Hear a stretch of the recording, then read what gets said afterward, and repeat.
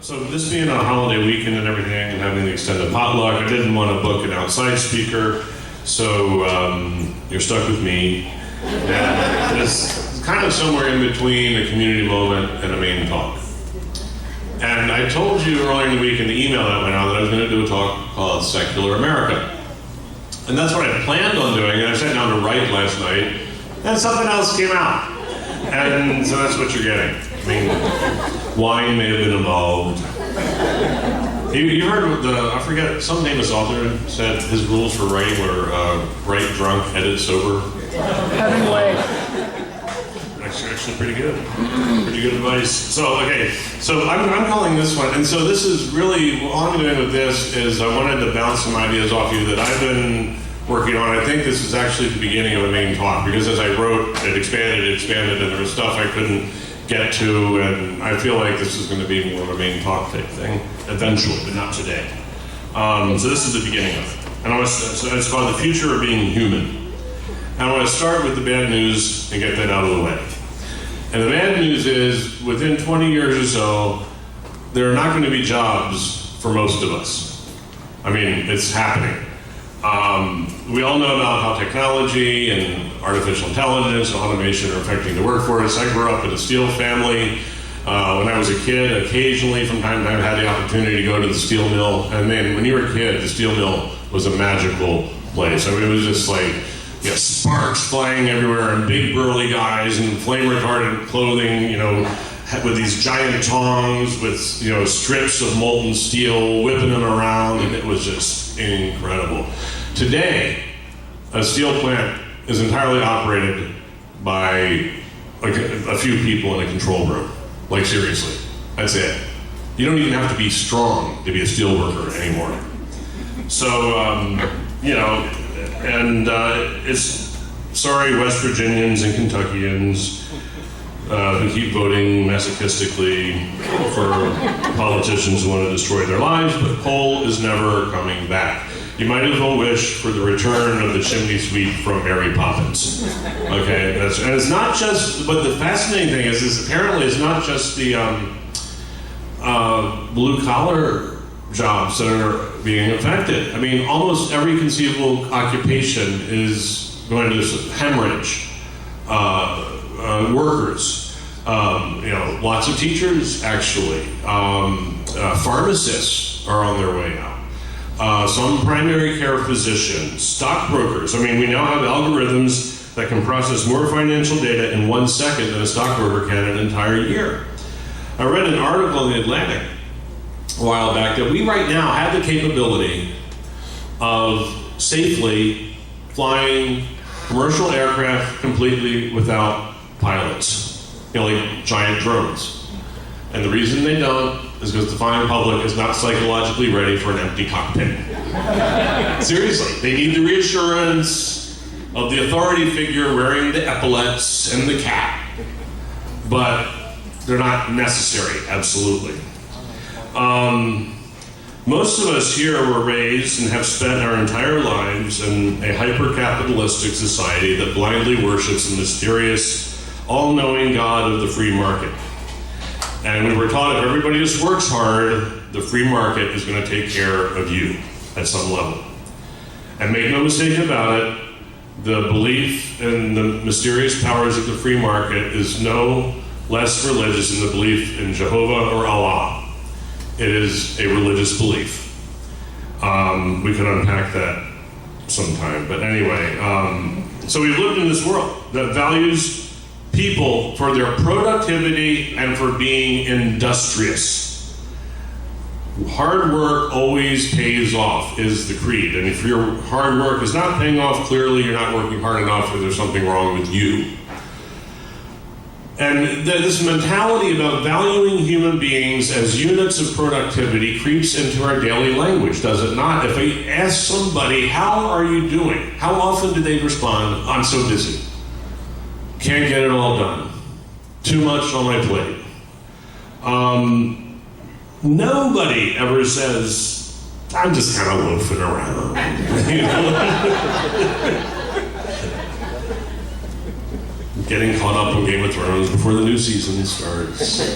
Which actually is hard work. Keeping track of all those characters, that's work. So that's not a good example. But we wear our busyness as a badge of honor because it justifies our existence. It shows that if you're busy, you're contributing, you matter, you're a worker bee, and that's how we value humans pretty much. And if you're not busy, there's something wrong with you. And so now we have this existential crisis looming. Heck, it's not even looming, it's here. It is, the existential crisis is here. And in a society that values people for their productivity as a religious belief, what happens when there's essentially nothing for anybody to do?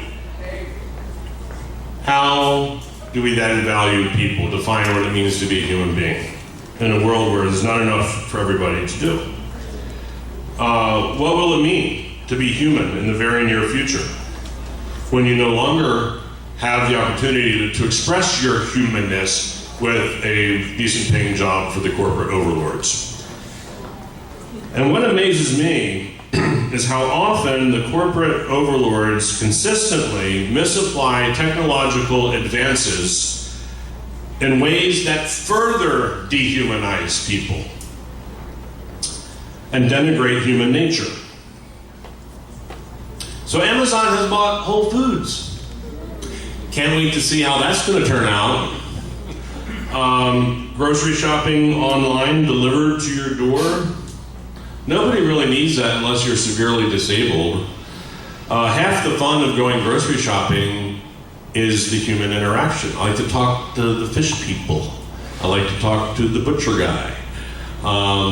And I learn stuff. Like I was at HEB the other day and I saw the stone crab claws, like you get in Miami at Joe's stone crab place, So I always associated those with South Florida.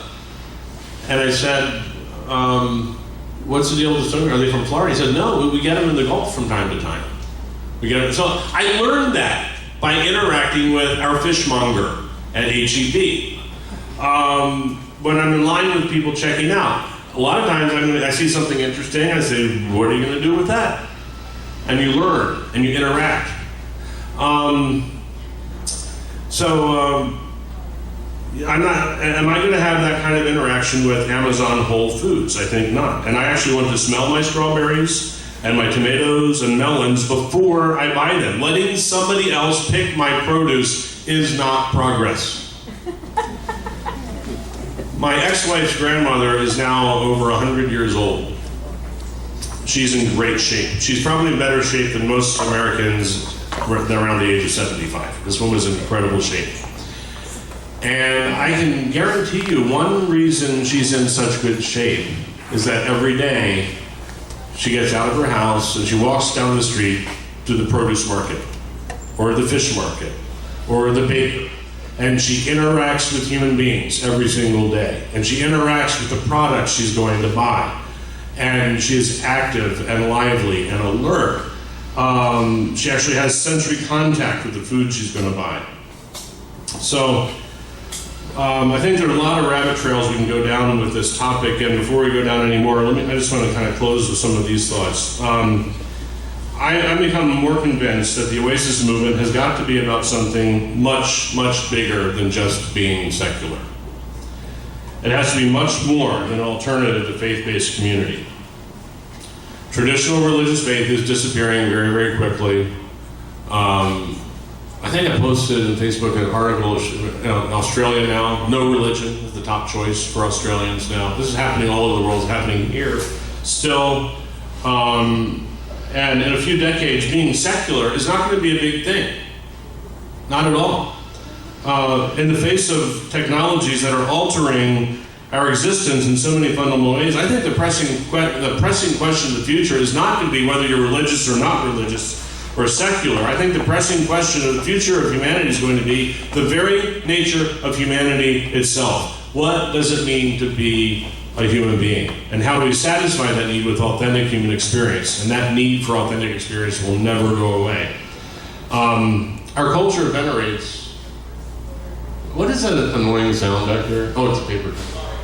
Oh, we had spillage. Okay. I'm getting ready for my big finale, and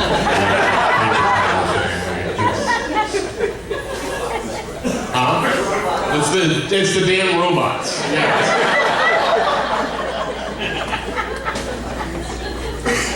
So, okay.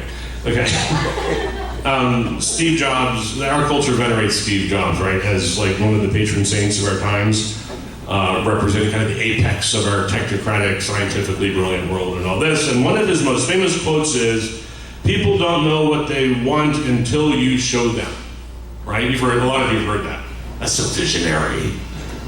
But when you think about it, it's not. It's kind of evil. When you think about that quote, it's kind of patronizing, condescending, and borderline fascist. And yet it is one of the mantras of our time. Sorry, Mr. Jobs, but we know very well what we want. And evolution is taking care of that for us. No human being can outsmart the evolutionary process that has created us. And we know quite well what we want. It's been written in our genetic code for over millions of years. And what we want looks a lot more like the life of my ex-wife's grandmother in Japan. It looks a lot more like that than sitting sedentary in front of a screen while a drone delivers frozen food to my door. I think what we want is authentic human experience. When we started this whole Oasis thing, one of the first taglines we used was a community grounded in reason, celebrating the human experience.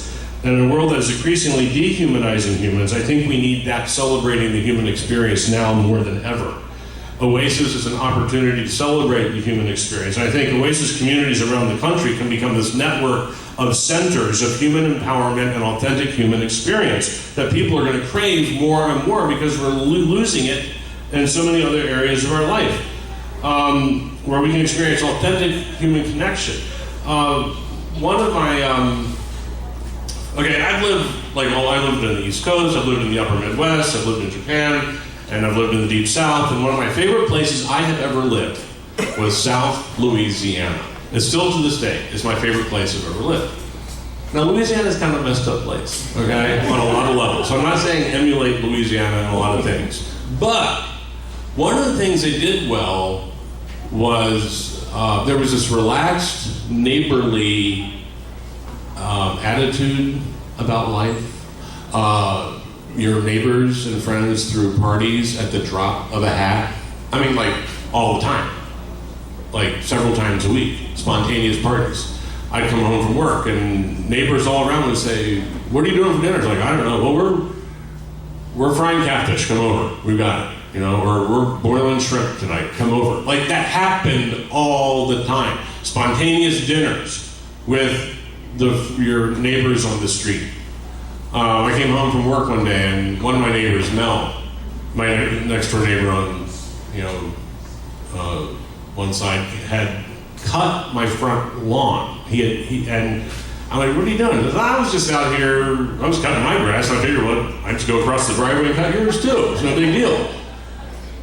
And I know he was a Baptist and he was doing it for Jesus. I know, but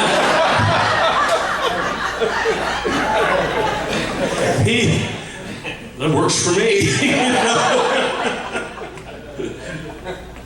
Let me cut your grass for Christopher Hitchens. So, but it was this wonderful sense of, like, they used to call it joie de vivre and spontaneous parties and being together, and it's something I had not experienced anyplace else. And I've always wanted to live like that again somehow. And I wonder if that kind of life couldn't be a metaphor for what we could try to achieve here. And I know we don't all live in proximity to each other very often, but there's ways we can create that without living in proximity, that sense of neighborliness and mutual care and creating authentic human experience. I think that's what life is about, is staying up late and talking about stuff. I think that's what life's about. Oh, I mentioned this before. I gotta watch the time. Okay, we have no timeage things up here today. Okay, paleoanthropologists are now saying that they pretty much figured out in the ancestral environment, humans didn't work that hard. They were able to gather most of their caloric needs in like 4 to 5 hours of work a day. And they spent the rest of the time loafing. Well, no, they did. That's when they started developing music and art and storytelling and language and the theory of mind, all developed because they didn't work themselves to death. We evolved to enjoy life. So I hope that somehow this community can empower us to enjoy life together. I think this morning was a great start. I was thinking at the end of the potluck just how my life was enriched by the conversations I had during the potluck. Richard Andrews gave me my first taste of tiger nut milk. But it's an actual nut. Okay. And then James, who only came for the second time today, brought the brisket. He's a second time Oasis, and he brought the brisket. Yeah. Raise your hand, James. Instant Oasis legend. And then he was telling me how he did that on the Weber grill, which is the only smoking device I have, and I've wondered, can I do a brisket on the Weber? And so he's going to put together, he is putting together a YouTube video on how to create that on your Weber grill. I think it's community moment material myself. So there's, and then I heard, Will said that he was late getting here because there was a wreck right in front of him on the highway. Well, Will's a physician, and he was able to get out and render assistance on the spot, on the wreck. And, just in that short half hour, I heard so many amazing things that enriched my life and our perspective on the world, and that this is it. This is authentic human experience. And I just want us to keep doing more and more of this because this is what makes life worth living. So thank you very much. That's all my thoughts.